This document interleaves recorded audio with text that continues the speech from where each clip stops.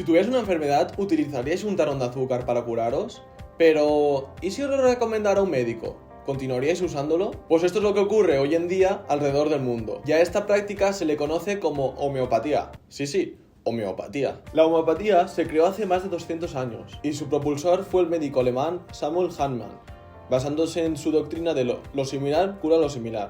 Hahnemann sostiene que una sustancia que causa los síntomas de una enfermedad en personas sanas curará lo similar en personas enfermas.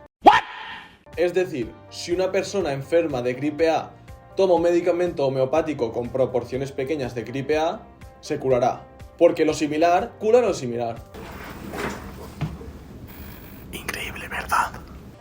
Estos medicamentos homeopáticos se crean mediante sucesivas disoluciones en alcohol o agua, de manera que la sustancia original que produce los efectos de la enfermedad queda reducida a una cantidad mínima casi inexistente. Los productos que se utilizan pueden ser de origen animal, vegetal o químicos. Tras la disolución de estas sustancias, debemos realizar la dinamización, que consiste en agitar fuertemente esta disolución.